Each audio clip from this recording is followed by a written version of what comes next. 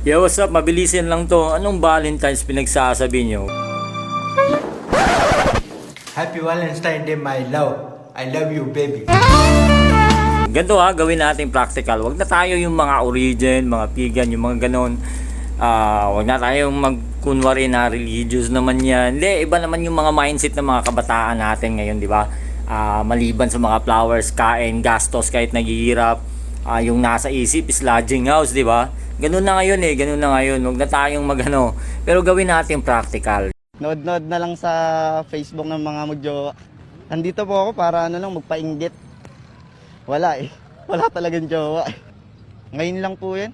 Mag-iwalay din yan next. Hindi sa binabara natin yung mga pinaplano nyo ginagawa nyo dyan. Pero ganito kasi yung sa atin naman dito sa page natin is parang awareness, critical thinking na magagamit natin. Huwag nating sayangin yung utak natin. Practically speaking alam ko, kagaya sa amin, maraming mga magulang na nagpapakahirap, nagsasakripisyo para sa mga anak, nag-iipon, hindi na gumagastos para sa sarili, para doon na lang ilalaan lahat sa mga anak. Yung mga anak ngayon, lalo ng mga Gen Z, when it comes to relationship, kadalasan yung utak, yung hiniisip is yung mga pagpupos, alam niyo, mag-iiwalay din naman kayo mag-aaway din kayo, di pa naman stable relationship yan Maybe kakulangan lang yan sa pansin, maybe kakulangan lang sa pag-aalaga sa bahay, maybe kakulangan lang ng atensyon. Isipin natin yung mga magulang natin. Bibigyan ka practical tips 500 pesos. Hindi ko naman kailangan ng bulaklak. Jesus, parang bulaklak lang. Malalanta din naman after 1 week. Hindi naman practical yung bulaklak kasi ang mahal-mahal yan. Kung sana pagkain na lang, 'di ba? 4-5 kasi or 5,000, 'di ba? Pag-iipunan ka ng tao, makasarili mo naman. Kung nakakain lang yan, 'di ba? Bulaklak lang naman yan, parang tanga.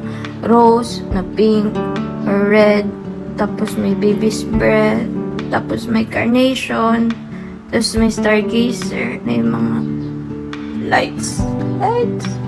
May chocolates. As if naman ikakaganda ng araw pag nabigyan ng bulaklak. 500 pesos. Halimbawa, mag-shoot kayo, talagang nagmamahalan kayo. Yung 500 nyo, isang araw, kakain kayo. Halimbawa, ngayon Monday, kakain kayo. May pangkain kayo, 100 goods na yan. Bukas, may pangkain kayo. Ilagay natin sa breakfast or lunch or dinner. Para yung gastos, hindi siya yung additional expenses.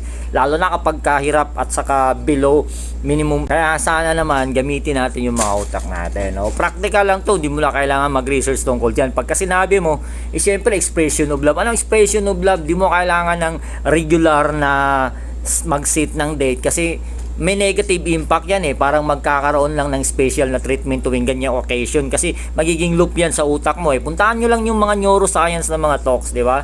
At sa mga TED Talks, Mind Valley, yung mga nagdi-discuss yung mga sa mga podcast. Madali lang yan kung talagang interesado ka sa buhay, kung talagang interesado ka sa future, kung hindi lang ngayon yung iniisip nyo. At isa pa, especially doon sa mga elementary pa, nako, si utak, huwag nyo sayangin. Napakaganda ng pagkagawa ng utak ng Panginoon. Grabe. Napaka complex ng operation. Sinasayang nyo lang, hindi nyo ginagamit. Nako. Flex, ayan, may mga video. Hindi naman sana, ba't naman tayo maingit? Di naman kami nagaganyan, di ba? Ang dami naman mga paraan. Ilaan nyo yung mga pera nyo, yung oras nyo, mabuti pa mag-discuss kayo ng kung anong pwede nyo side hustle para hindi kayo matulad sa amin. Kaya nga malalim yung diin sa pagsasalita namin ng mga ganito kasi yung experience namin ayaw namin na maulit sa kabataan, lalo na sa bata namin. Yun lang.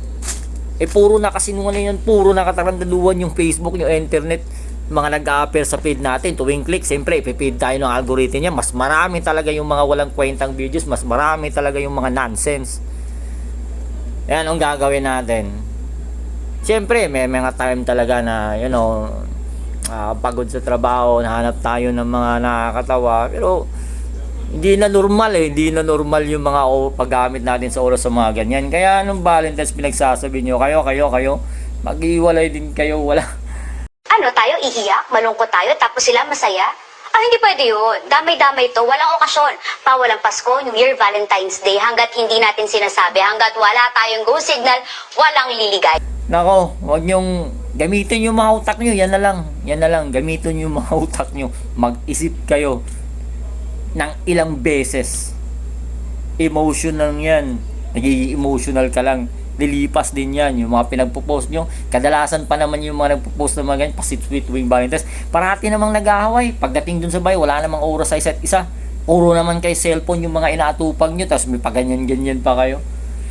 Anong point mo sa anong point? Anong point ko ito ha? May pera kayo, konti lang, invest nyo yan. Nagpapa-invest ka ba? Hindi. Shopee 2 for 10. Malaki yung discount.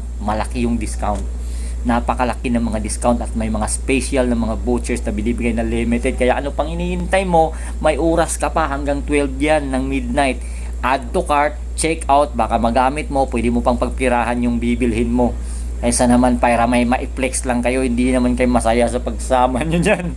Dami naman kayong pinagsasabihan I love you, lalo sa mga lalaki. Nako, mga babae, utak, gamitin nyo. Puro lads lang nasa isip ng mga lalaki. Yan, kaya no, Shopee sale tayo, 2 for 10. Ang dami mga discount special vouchers. Nasa ibaba yung link, ilalagay natin sa description later on. Shout out sa inyong lahat. Peace everyone, peace. Wala lang, ganun lang. Practical lang. Wala. Basta wala.